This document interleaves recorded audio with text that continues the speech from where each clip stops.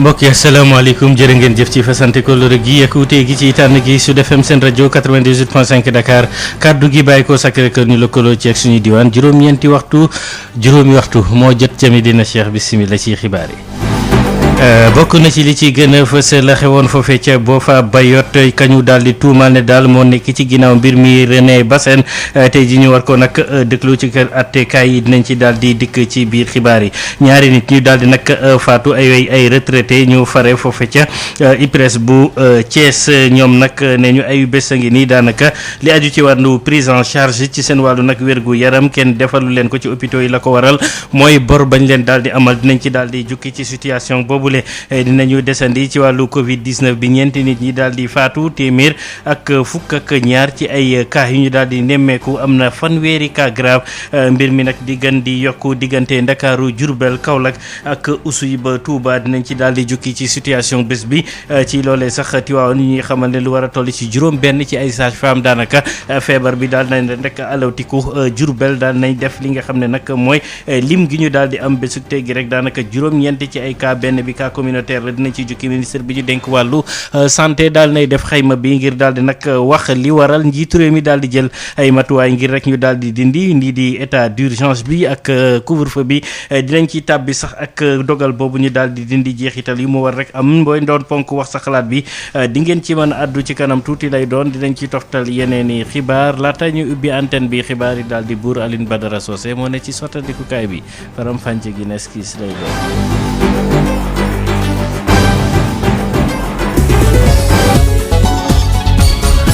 Adama Ndione ci kàddu gi mbokk yi kon ñu daal di koy nag doore woy retraité yooyu daal di faatu ñaar ci ñoom bu affilié wu ci IPRES ba fare nag ca diwaanu nag Thiès ab ayu bés a ngi nii ne ñu daal la ko waral mooy seen i prise en charge ci seen wàllu wér-gu-yaram retraité yi ne ñu daal kenn nangootu leen ci hôpitaux yu région ba la ko waral mooy bor ba nga xam ne daañu lañ koy rek amal hôpitaux yooyu retraité yi nag yi fi metti leen ba tey ji ñu daal di génn ca promenade des Thiessois daal di fay amal ab ndaje ngir daal di ñaaw lu li ni mel te itam seen plan d'action Thiès Babacar Ndaw mag ñi à la retraité bokk ci IPRES fii ci Thiès nekk ci ay jafe-jafe ñeenti weer a ngi nii mënuñu faju bi ci gën a métti ci ay bés bi ñaar ci ñoom génn nañu àdduna tey nag promenade des Thiès wala ñu daje ngir wane seen naqar Mamadou Koña Ndiaye yor seen kaddu. ñun dañoo yeew rek depuis 5 mois suñu njaboot ak ñun ku ci dem hôpital rek ak sa lettre de garantie ñu ne la fii duñu la fi jël ñu ne lu tax ñu ne parce que da ngeen ñoo yoreel bor te da ngeen ñu fay. yan hôpital la fii ci Thiès. hôpital régional ak 10e. waaw ñaar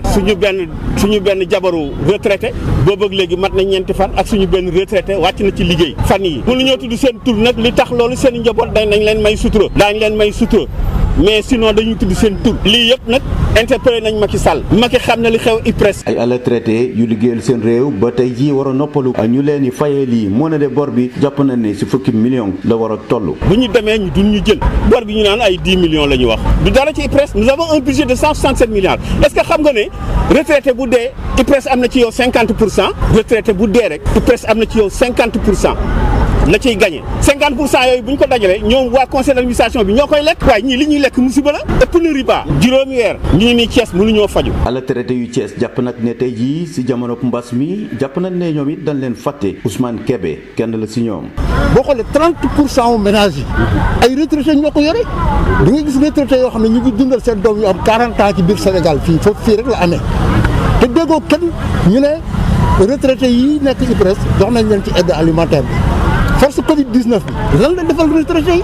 xanaa au moins ñu juróom sax benn mois de salaire jox leen ko sax pour dimbale leen ko defal nañ ko ñu bëri mais defaluñ ko retraité yi. ba tax na nag ginnaaw seen joytu si rajo yeeg taskatu xibaar yi à la retraité yu Thiès nee nañu duñu dax benn anam dinañu génn yëglu waaye fépp fu ñu mën a dem dinañ ko def tey jii ngir daal ñu jox leen gëdd bi nga xamante ne moom la ñu yeyoo Babacar Ndaw Thiès Sud FM. Babacar Ndaw daal di koy nag jaajëfal ñu daal di nag desandi ba tey ci ñi faatu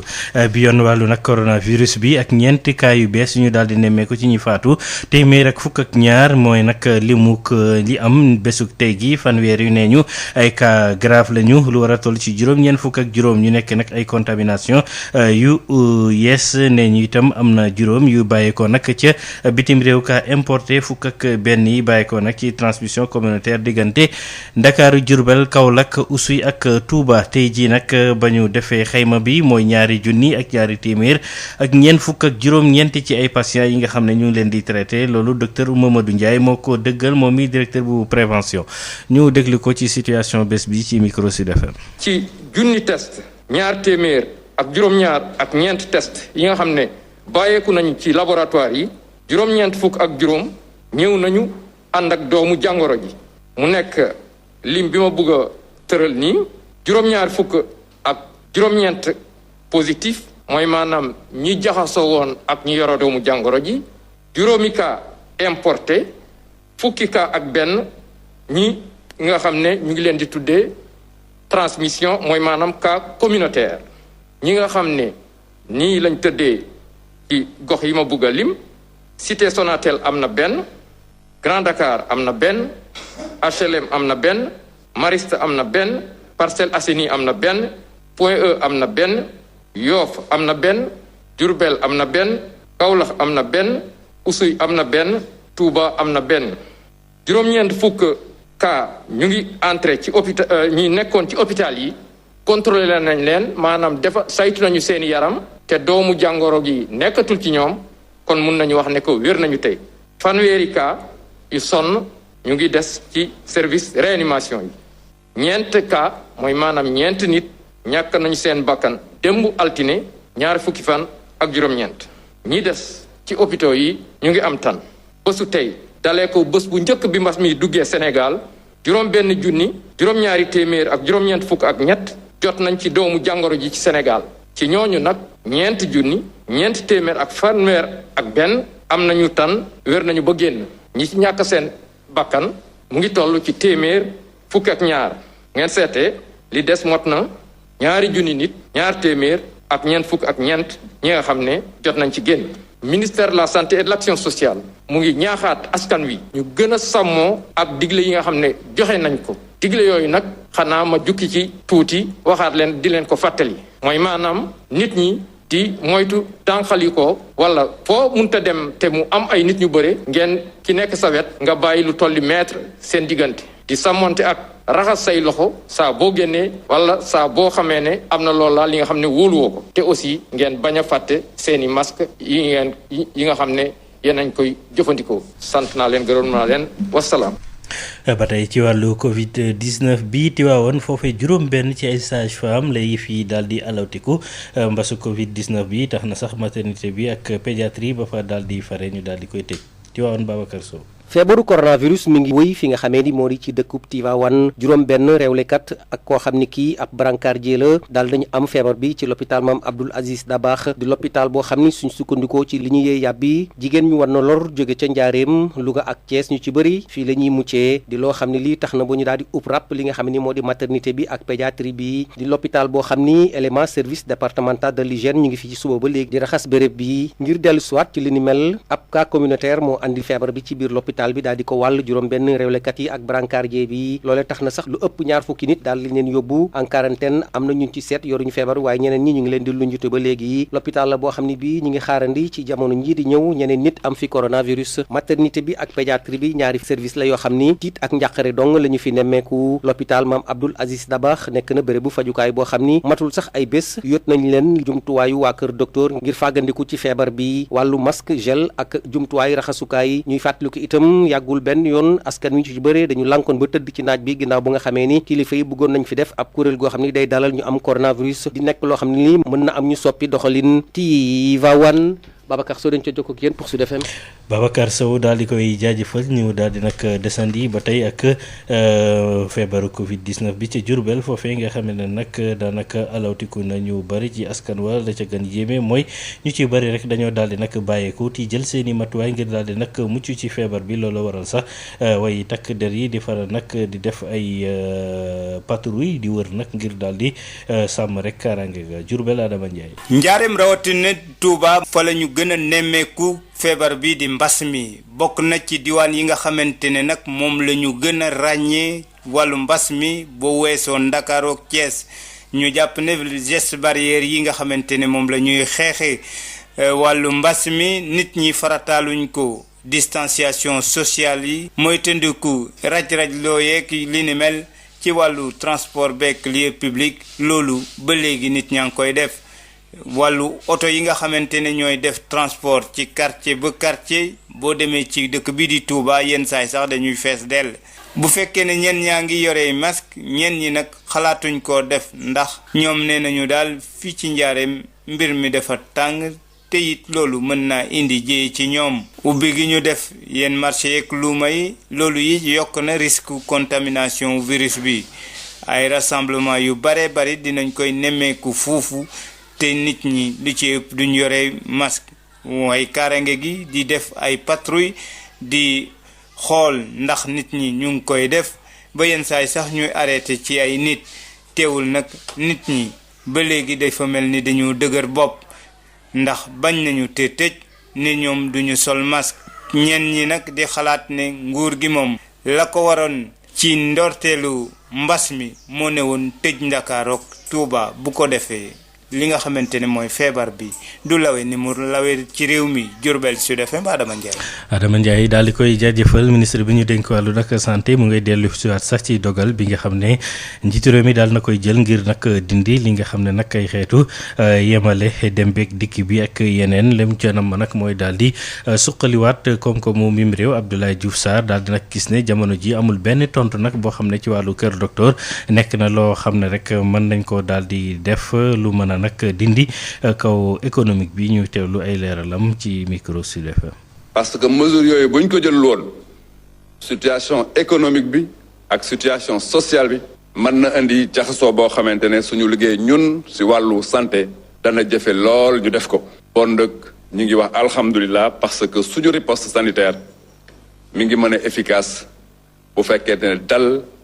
ak jàmm am na au plan économique et au plan social. ñuy wax ne ñu ngi remercier bu baax personnel de santé et d'action sociale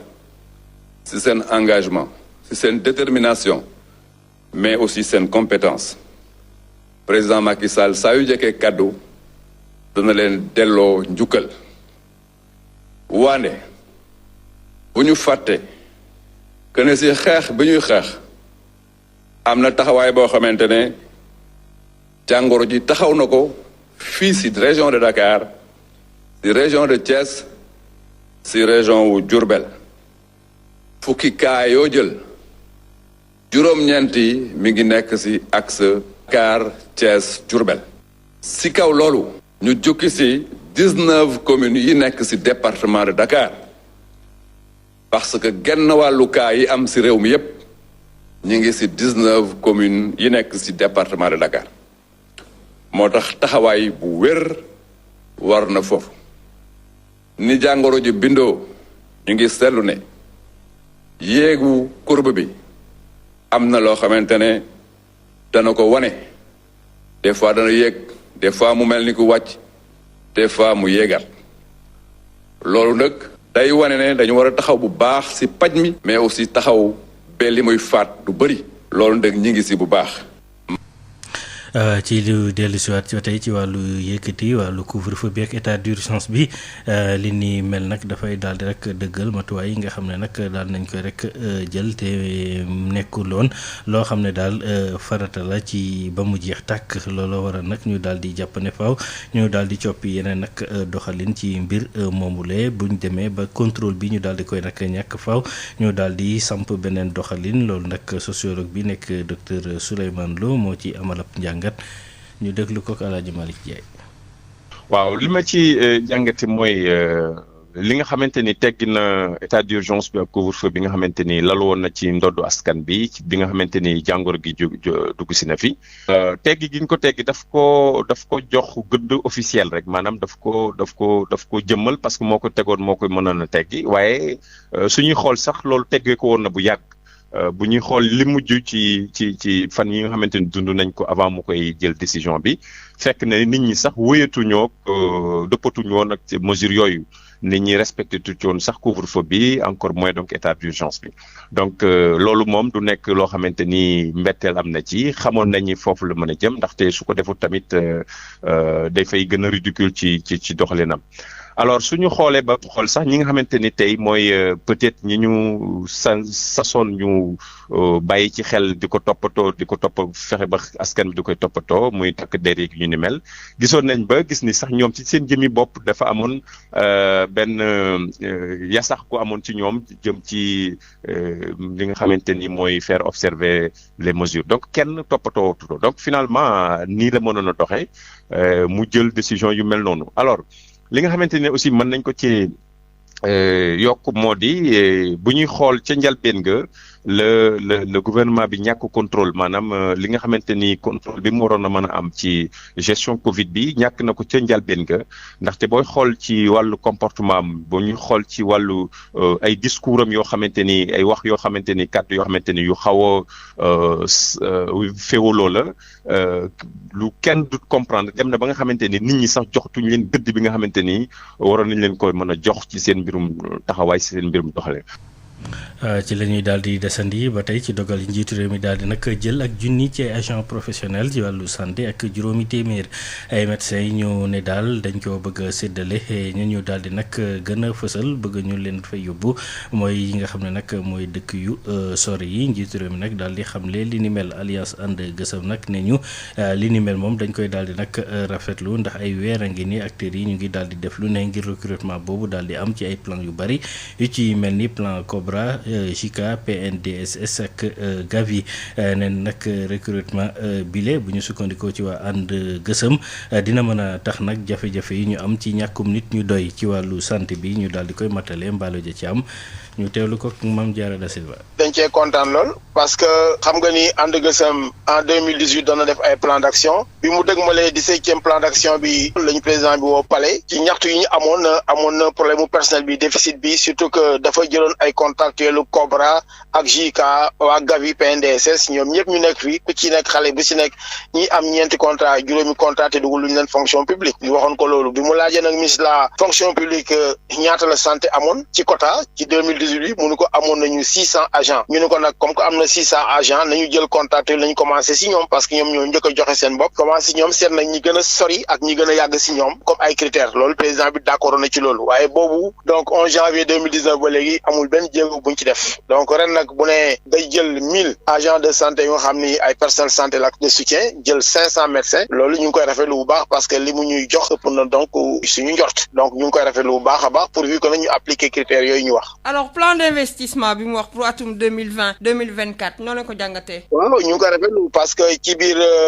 bas mi la woote woon li ñu naan benn visioconférence bu ñu waxtaanee mbir bi ñun bokk nañ ci plan bi ñu doon tëgg plan bi ñun ci lañu bokk ba tax na nag nee na plan bi 2020-2024 la wante nag pour jéem a suqali système de santé bi maanaam fu nga xam ni xëy ni dafa raflé woon ay infrastructure maanaam poste de santé wala centre de santé wala hôpital dem nañu sax boo war a am hôpital de niveau 4 léegi nag mu ne loolu dañ koy saafara wante nag mënuñu saafara rek di créer di defar ay bâtiment yi donc il faut mu am équipement donc plan bi tamit dafa jël en charge ay équipement mais nee nañ nag plan bi bu amee ay infrastructure aux normes ak ay équipement aux normes mais war na am ay ressources humaines aussi de qualité en nombre et en qualité moo tax nag aussi plan bi tamit prévoir na ay recrutement prévoir na aussi ay formation ba tax na nag bañ ko xaymaa daal nekk na 1,000 milliards ak ñeent fukki millions 1200 milliards loolu nag bu fekkee def nañ ko ci santé vraiment dina suqali santé te couverture santé universelle bi ñuy wax donc dinañ ko mën a jege wala ñu def ci ay jéego yu nga xam ni yu am solo. ñu daal di desandi ba tey ci matuwaay bi yoon ci wàllu nag koom gi ba tey ak ndaje bi ñuy amal réunion d'urgence ngir rek daal di fexe programme bi daal di suqaliwaat koom-koom bi faaw ñu daal di indi nag ay coppite ci mbir moomu plan social bi bu ko defee Sénégal mën a fexe ba daal di mën a dundal boppam fële sanitaire bi wàllu paj mi ci secteur éducation bi itam nekk na yoo xam ne luy dugal seen loxo ci wàllu koom-koom bi la bu ñu sukkandikoo ci professeur Maïssa Babou ñu déglu ko Xabsa Iliman waaw xam nga feebar bi moom dafa wone loo xam ne nii Sénégal dafa sooxe ci ay côté yu bari soo gisee rek affaire ndimbal bi ñuy jox nit ñi bañ ko waxee rek 3 weer mënuñ ko matal loolu day wone ne rien que ci lekk naan rek Sénégal daf ci sonn daal maanaam dañ ci amut maanaa dara te loolu tamit xam nga dafa xaw a garaaw réew dafa war a mën a am liberté daal ci su dara doxutit ñu mën a nag ci suñu biir réew di lekk ak naan te loolu vraiment mateegul daal. ba ca des gis nañ ne liñ doon def yëpp ci plan bee passé lépp ci ay pont ak i tali la jëm te loolu lañ ko war a arrêté dañu war a changer changement bi bokk na ci ñu xam ne réew mi ci problème santé dafa gaaw saturé maanaam dañoo bëriwul hôpital wala espace bi nekk ci biir hôpitaux yi bëriwul yooyu tamit lu ñu war a corriger la ndax faju nag dafa bokk ci dundu doomu aadama yi ba ca des éducation bi maanaam njàngale mi gis nañ ne sunu façon bi daal dafa xaw ba àddina daf ko weesu maanaam tey dim ñu bettee njàng mi daanaka dafa taxaw complètement te loolu mënoon na ñàkk kon pour wax ne ci yooyu la ñu war a mën a nag léegi sukkandiku muy nga xam ne vraiment ñu sonal ci jamono yi ñu sukkandiku ci def ko nag léegi programme ci plan bu bees bi ndax mënuñu continuer toujours ci nañu meloon rek muy yoo xam ne nii daf ñuy xaw a gaañ ci suyu mel ni amee kon dañoo rectifier daal maanaam. ñu daal di desandi ba tey ci mbas mi ak i conséquence am ak cours yi nga xam ne dooraat na ca CM Grand Yoff ci jamono joo xamante ne nag ñu ngay daal di séddale li aju ci wàllu kit yi ba léegi mu nekk mbir moo xam ne daanaka mënoon nañ ko daal di nag éviter ñaari yooyu le ci même école boobule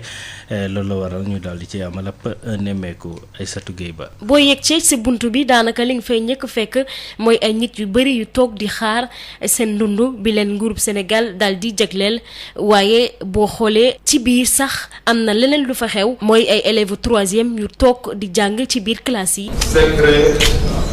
Sécrétion ou sécréteur ou synthèse. fii nag ci école CM Grand Yoff daanaka ñaari activité rek moo fi am te boo xoolee sax loolee mënoon naa ñàkk bu ñu sukkandikoo ci kàddu kii di principal bu l'école bi lee di Josette Ndiaye. keroog bu ñu ñëwee def stockage bi bu fekkoon ne dañu ñetti fan après dañu distribuer kon duñu daje distribution bi ak njàng mi du daje. juróom-ñeenti classe lañu daldi rek jagleel élèves yi te ñu féete nag ci fond ba ngir mën leen may ñu mën a jàng ci dal te ute loolu ak lii di distribution alimentaire bi di am ci biir l'école bi lee loolee nag soxla ab organisation. mais terewul élèves yi bi ñu ñëwee dama leen a yóbbu ci ginnaaw ci biir école bi ca ginnaaw a ginnaaw comme ça duñu jote dara ak population yi nga xam ne ñooy jël ci seeni denrée donc élèves yi ñu nga fële ca fond ba nga xam ne moom la ñu digle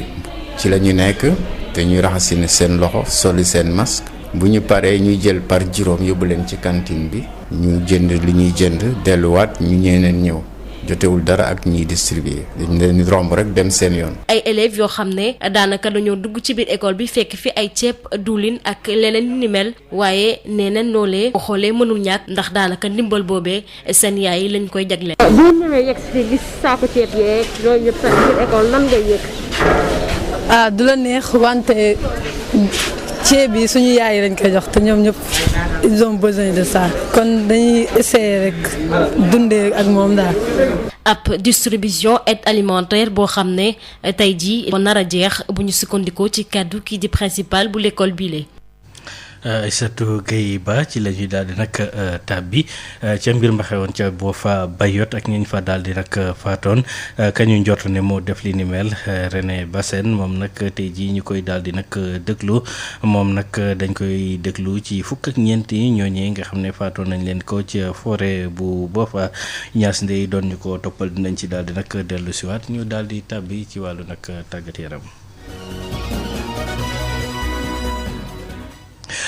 ñu dooree ko nag ak CAN 2021 bi nga xam ne nag dañ ko daal di dàqandi ba janvier 2022 dogal boobu ñu daal di nag jël ndax nag rëq-rëq yi ci daal di nag am ci feebar bi itam ak anam ba muy lawee la ñu gis mooy jafe-jafe daal am na ci arminat bi di calendrier bi ngir ñu jeexal éliminatoire yooyu le comité exécutif bi daal di daje ci ab visioconférence ngir daal di jël dogal bi ni mel directeur technique national bu fédération bi di Mayacine Mar ñu teelu ko ak El Hadj Malick Ndiaye. waaw li ma koy jàngatee mooy dafa nekk décision bu nga xam ne man surprendre ma trop quoi parce que xam naa ne jàpp naa ni que ni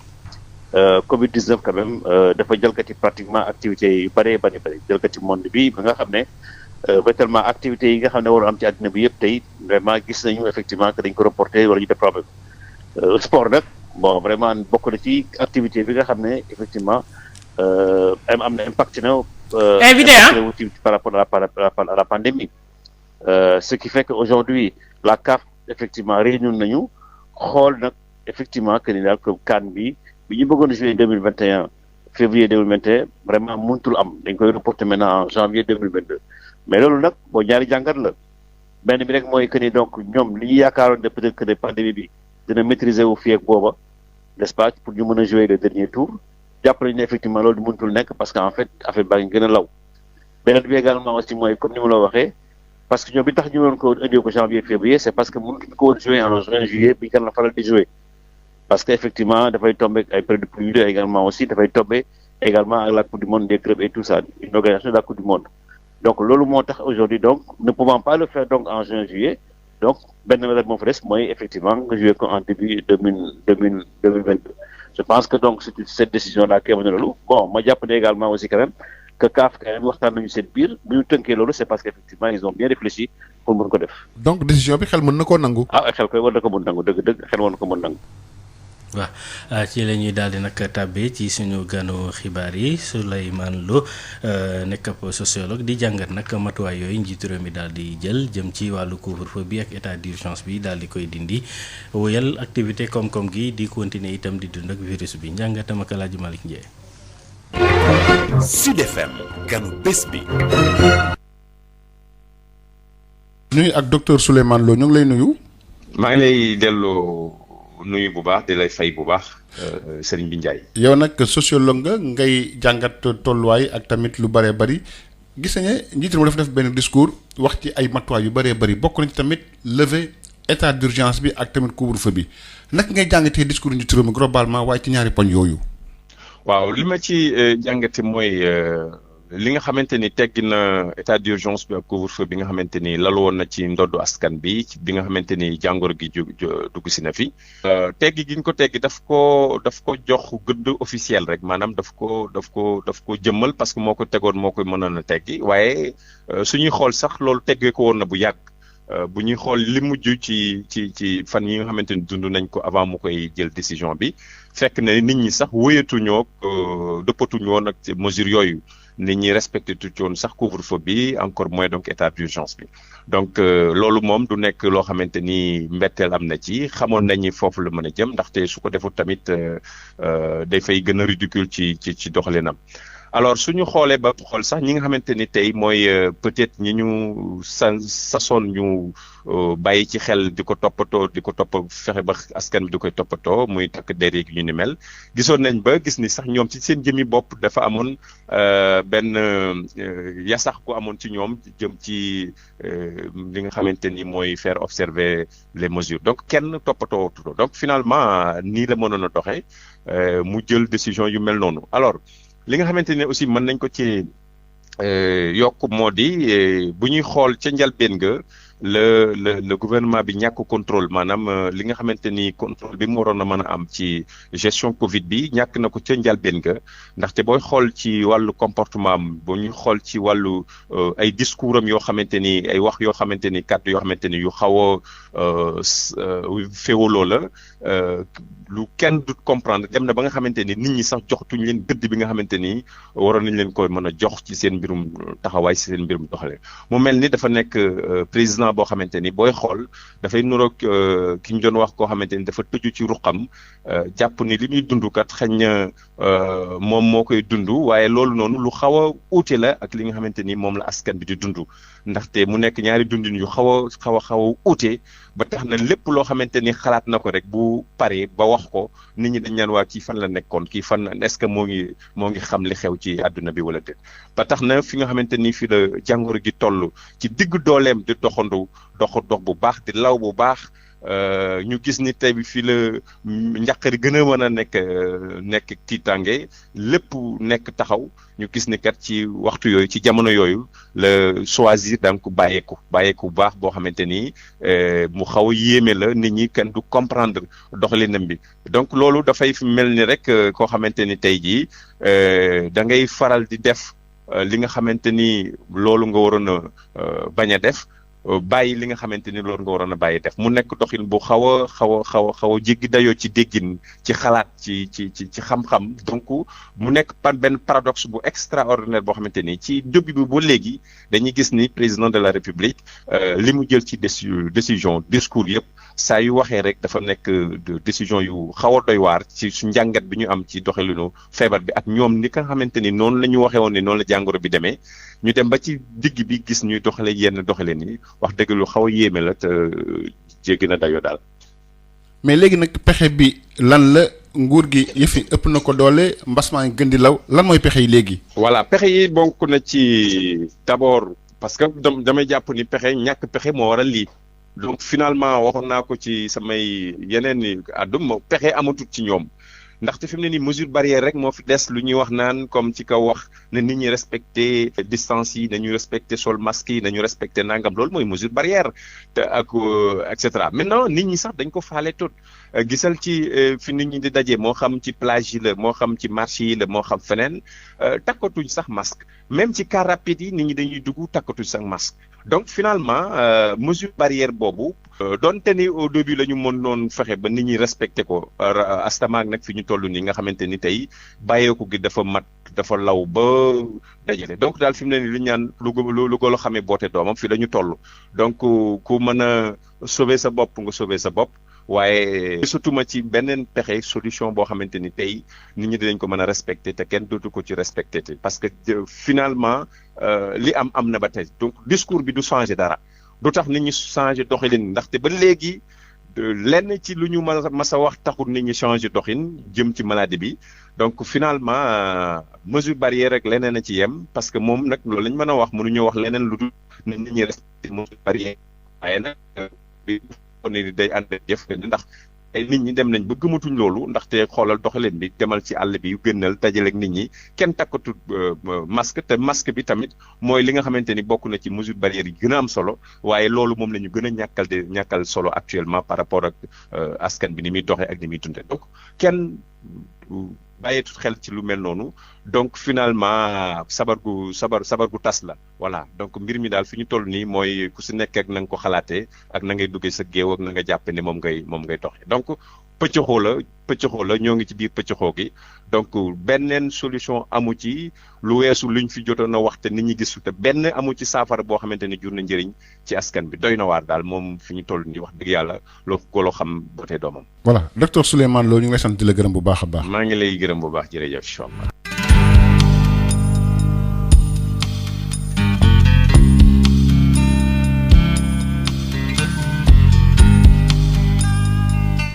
88 628 98 98 Alioune Badara Socé ñu daal di tàbbi ci wax sa xalaat bi kon ponk yooyu la wàllu situation bu Covid 19 bi ak dogal yaaju ci wet gi nag mel ni couvre-feu bi wàllu état d'urgence bi relance économique bi ngeen mën ci àddu ñu jël ko jiitu ci ligne bi allo salaamaaleykum. maaleykum salaam Adama Ndione. waaw sëñ bi. Mamadou Diapa Doa moo leen siyaare di la nuyu. waaw ñu ngi lay fay Mamadou. siyaare bu baax sama leen di daal suuf lañ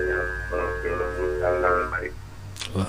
su loolu jàllee nag discours bi njiitu réew mi def moom rafetlu nañ ko lool am na solo. te noonu rek noonu la ko def ba jàngoro ji ne cëpp nee na salaamaaleykum jàngoro am na nañ jël ay matuwaay nañ def nii nañ def nii def ay tegtal parce que ku jiite aw askan noonu ko war a def. dem nañ àdduna bi bépp jàngoro ji xam nañu kenn xamul kañ la fi jógee àdduna bi bàyyi nañ ko ak nit ñi par continuer seen liggéey parce que boo ko toppee di teere sa réew tëj sa wis ak yooyu da ngay dem ba daane sa économie daane réew bi ñu am luñ lekk bu ko defee lu gën a fii jàngoro ja far am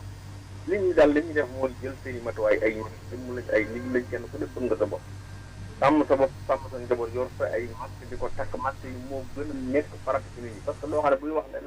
kuy wax ci la gën a gaaw wàllante ci nuyoo sax kooku kon boobu li nga war a def mooy masque moom nga farataal ko foo mën a jëm avant ñu la koy wax sax da nga caa war a def ba ba jàngoro ji di dugg ci àdduna bi ñu ngi gërëm bu baax nag ministre de la santé ak gouvernement bi lépp ak médecins yi parce que liñ mën lépp ñu ngi koy def ndax wax dëgg yàlla ñu ngi faj ay nit ndax ñaari ji nañ nangam bi ñu amee léegi wér na kon boobu wax tey bi amut ak yooyu wax yàqul parce que ñu ngi faj ñi ñaa ngi wér li ñu ngi faj ñi nga xam ne si suñu borom dogal seen bakkar war ci rek mi ngi ciy def te ñu ngi sant yàlla bu baax parce que ni mu garaawee ci yeneen réew yi nga xam ne dañuy deele ay ñaari téeméeri ñetti téeméeri partout loolu alhamdulilah àggulu te si yàlla bu ci àgg te grâce ak ñaan ñi mag ñu baax ñeeg kilifa diine yi nekk ci réew mi di ñaan loolu moom sóoree na ci réew mi kon bu doon nga sama ne yàlla mën naa ragoon duni dëndoonu tisati te yàlla na ko yàlla gën a delloo gannaaw mu bañ a jëm kanam te vraiment boo xoolee sax ci delloo gannaaw la ndax li ñu jër fii nii bokku te lii dugg ci kon boog loolu bu ñu sant yàlla ñun ñëpp ñu àndandoo rek raxasaayu di déglu li nit ñi wax te bañ a bàyyee ko sànni masque yi yàlla mënoon na ci musal daal Sénégal réewum teraanga réewum jàmmale réewum teraanga li nit ñi wax jàmm di ko dox rek ñëpp ñaan mu jóge fi ñu tax ko ci ku gis kuy def lu wër ci def lu naka sa noona nga ne ko ni ngay doxalee du delloo feebar bi gannaaw ñëpp àndandoo ci rek bu ñu ko defee suñu borom mën na koo delloo gannaaw ba du sonal benn coono bi sonal àdduna bi yàlla mën na ci musal lu ma ko wàcc ci àdduna bi Sénégal ci gën a weex la loolu yàlla na continuer ci barke mag ñi baax ñu nekk nañ continuer ñaan yi bu baax buñ ko bàyyi ñaan yi am na solo di génne ay sarax génne asaka yi def lépp lu ñu war a def buñ ko defee rek yàlla duñu wàññil mag ñi ba du diis ni mu war a diis waaye buñ ko xamante mukk buñ ko xamante rek doon lor nañ jàppale gouvernement bi jàppale suñu bopp bu ko defee yëf yi dina dellu gën a incha allah. xaar keneen ci ligne bi daal di koy jël bitim réew 33 841 22 33 allo. salaamaaleykum. waaw waaleykum salaam waaw. sëñ Adama ñu ngi lay siyaare. ñu ngi lay delloo siyaar waaw. alhamdulilah. xanaa ñaan yàlla musal ñu ci njiit luy làmbatu rek njiit lu xëpp fu mu teg tànkam wax dëgg yàlla yëf yi moom. lu la waaye mën a wax Macky Sall mu fi toogee ba léegi mu lay làmbatu rek lépp lu mu def ndax su defee lii ñëpp ne man mosal bu maa gis lu mu def ñëpp ne waaw kay nii mu ko defee. Diouf Sarr mi mu jox santé gis nga ko du docteur xamul dara ci docteur te buñ jógee naan ku leen ko politique ñaan ak moom bu duggee li njëkk a def mooy politique rek man de jàngoro li ma sa wax rek xam naa ne néew ma amul waaye ni ñu ko tawlee moom démmu ne moom kaa fii kaa fee kaa fale ak diitee na leer heure bi kay nit ñi waroon naa fekk ñëpp da doxi seen soxla kii moom day wàcc fépp la wàcc nag bu baax a baax waaye li ñuy tawe moo bàyyi maa ngi jégalu. ñu xaar keneen kon soose ñu jël ko ba tey ci ligne bi 88 628 98. salaamaaleykum allo waaw. salaamaaleykum waaleykum salaam waaw. Oustaz maa ngi lay. maa ngi ziar baax. maa ngi lay delloo ziar waaw.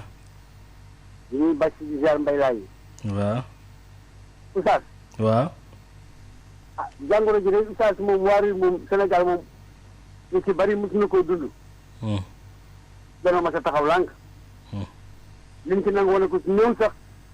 biñ demee ay jamono dama taxaw ci réew mi taxaw lànk ni lu leen neex la ñuy def ñoo lànk noo bañ. dañuy jël dañuy liggéey waaw comme nag am réew ci vraiment comme moo ko yor. réew mi boobu ba léegi réew mi parce que lu bari doxul. ñi fi nekkoon njiitum réew mi jël na ko séddale ko nit ñi. te ba léegi gars yi nga seen wàll. ñu ngi taxaw di firi sikkim xëcc sikkim ñi di defari mu saas naan sama wàll. te lii la ci réew mi mënuñu fexe ba di fette ko. kon kay te koo bu nu faj la. kon kay nañu fexe ba sàmm économie rek. nit ñi ne ci leen neex. lu ci waaye góobee dar ko. li mooy dëgg. danoo lànk te le peuple qui a démissionné. dañu waxtaan wax dëgg ca réew mi ñoo bañ. ñoo nangu wul. bëgguñu ku leen yar. bëgguñu ku leen jiite. bëgguñu ku leen teg ci yoon. comme nag demee na nii man de lii am neexuma. leen rek moo ma ci naqari saas. mooy couvre-feu bi président dindi. waroon dindi couvre-feu bi. man de bu ma déggoon du ko dindi. ndax ñetti weer yi Sénégal yi ci jàmm. réew mi am na jàmm. jaboot yi am na lu jàmm. léegi nag nga commencé dégg yu metti yu ñaaw ci réew mi. waru ko war a dindi. léegi nag mi ngi nii li man daal li may wax mooy. yàlla aar réew mi te aar sunu magi réew. ndax jàngoro ji baaxul ci mag. waxoon naa ko fi nag dinaa ko waxaat. xam nga léegi la moo xew. mooy sauve ci peu. sauve ci peu de wasalaam. mu ngoog kon ñu xaarati keneen sosé ñu jël ko ci ligne bi ba tey biir réew mi bitim réew ak dogal yooyu li allo. asalaamaaleykum. waaleykum salaam waaw.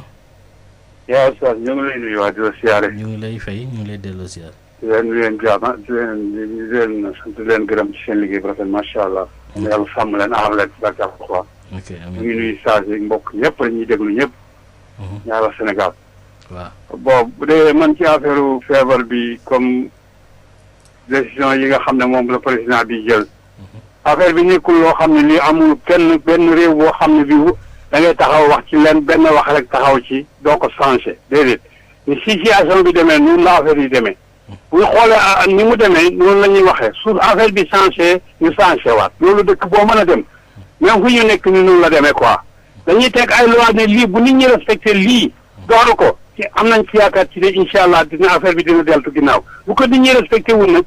léegi loi yi nga xam ne moom lañ tegoon pour nit ñi ñu affaire couvre-feu yi dañ ko ci delloowaat loolu àdduna ala kulli yàlla noonu lay demee waaye président bi day wax bu waxee lii dafa cee war a dëgër déedéet bu fekkee la mu wax baaxul amoon njëriñ jurul njëriñ daf ko war a arrêté waxaat leneen amul ay waxee te kii loolu waxu politiciens yi def ci bopp nit ñi loolu amul solo li am solo mooy li ngay wax na jur njëriñ na ëpp njëriñ loolu am solo waaye loolu la en tout cas nit ñi nañ téye seen bopp waaw bàyyi ndaje yeeg kii loolu incha allah bu ko defee feebar bi jëm gannaaw waaye ndaje yeeg yooyu moom dafay jur ay musiba yoo xam ne yi dañ teg ay loi yu sévère yoo xam ne yi daal incha allah buñ ci taxawee incha allah affaire bi dina deltu ginnaaw te ñu teg ay loi yu sévère daal jërëjëf merci beaucoup. waaw mu nga ko mbokk moom boo tey bitim réew moom it ñu jaajëfal ko xaar keneen jël ko ci ligne bi beneen auditeur allo.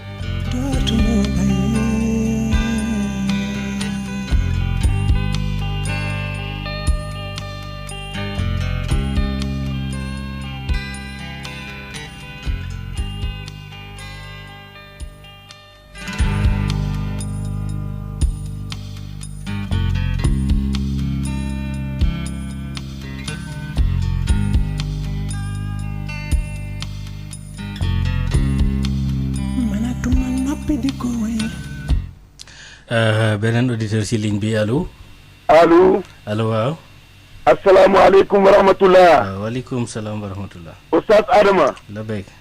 Elas Alioune Wilane Géejawaay Sam Notaire. ñu ngi lay nuyu ak waa Géejawaay Wilane. waaw Oustaz ñu ngi lay fay bu baax man de Oustaz la ma waxoon dem rek lay waxaat. man de bu ma sañoon. maanaam couvre-feu bi duñu ko yëkkati. maanaam waaw man loolu laa gëm. parce que li tax ma gëm loolu. yaakaar naa 23 heures bi ñu ko yóbbu woon. 10 mois sax yóbbu ko ba minuit. yaakaar naa ne moo tane woon. ndax tey jamono bi fokkat yi parce que na ma yàlla baal ñu burut ñuy liggéey guddi. fokkat yi yëpp presque minuit la ñuy jox. te yaakaar naa ne boîte yi bu ubbee ak restaurant yeeg yu ñu mel